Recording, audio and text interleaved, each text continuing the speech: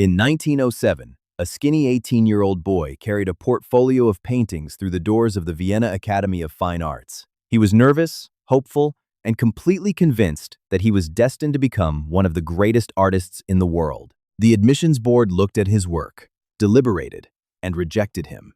He applied again the following year. They rejected him again. That boy was Adolf Hitler, and that rejection didn't just change his life. It may have changed the entire course of human history. Think about this for a moment. We are living in a world shaped by the fact that one art school said no to one teenager. Every border on the modern map of Europe, every geopolitical alliance, every piece of technology developed in the panic of World War II radar, jet engines, nuclear weapons. Every single one of those things exists in the form it does today because of 2 rejection letters sent to a failed artist in Vienna over 100 years ago. That is either the most terrifying or the most fascinating thing you have ever heard. Probably both. So what actually happens if they say yes? First, let's understand who Hitler was before the rejection, because this is the part nobody talks about. He was not a born monster. He was a quiet, bookish teenager who loved architecture, opera, and the paintings of the old masters. His childhood dream was to study fine arts and eventually become an architect. He was not political. He was not violent. He had no particular hatred of Jewish people at this point in his life. In fact, several of his closest friends and most admired artists were Jewish. The Hitler of 1907 was simply an ambitious, sensitive young man who wanted to make beautiful things. The admissions board actually noted that his architectural drawings showed genuine talent. They suggested he apply to the School of Architecture instead. But Hitler lacked the academic qualifications to enroll. That door closed too.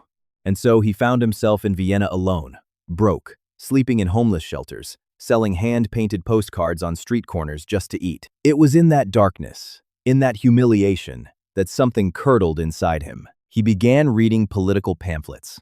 He found scapegoats for his failure. He discovered that his pain needed somewhere to go, and the ideology of hatred gave it a direction. Now remove that darkness. Accept him into art school. Hitler spends his 20s doing what he actually wanted to do: painting, studying architecture, arguing about aesthetics in Viennese coffee shops. He is poor but purposeful. He has community. He has identity. He has a future. The specific conditions that radicalized him, the isolation, the humiliation, the years of invisible suffering, never materialize. World War I still happens. That conflict was a powder keg that had nothing to do with Hitler personally. It was the inevitable collision of imperial rivalries that had been building for decades. But here is where the divergence becomes enormous.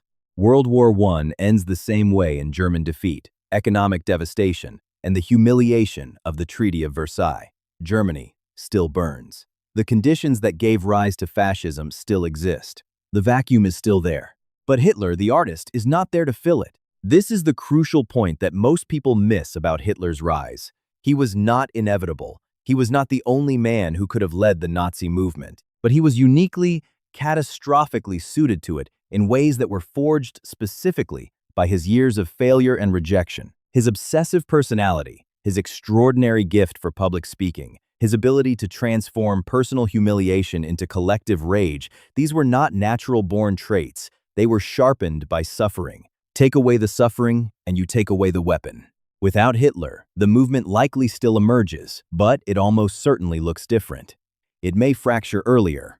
It may find a leader who is competent militarily, but lacks Hitler's fanatical, all-or-nothing ideology. The Holocaust, in its specific, industrialized, total form, was Hitler's personal obsession, driven by a hatred so specific and so absolute that most of his own generals thought it was strategically insane. A different leader might pursue German expansion without the genocide, which means 6 million Jewish lives are not exterminated, which means the entire moral architecture of the post-war world, the United Nations, the Universal Declaration of Human Rights, the State of Israel, all of it looks completely different. The war itself, if it happens at all, likely ends earlier and less catastrophically. No Stalingrad, possibly no American entry. Certainly no nuclear race, driven by the desperate urgency of stopping a regime that was exterminating an entire people. The atomic bomb may never be built. The Cold War, which was fundamentally shaped by the aftermath of World War II, may never happen in the form we know it. All of that, from 2 rejection letters. Here is what this story really teaches us. History does not move in inevitable lines. It pivots on moments so small, so human, so ordinary that we would never notice them if we didn't already know what came after. A bored admissions officer on a Tuesday afternoon in Vienna. A portfolio slid across a desk. A decision made in minutes that echoed for a century. The question it leaves you with is not really about Hitler at all. It is about the world you are living in right now and the decisions being made today that nobody is paying attention to. History is not something that happened. It is something that is happening. And the men who understand that are the ones who shape it.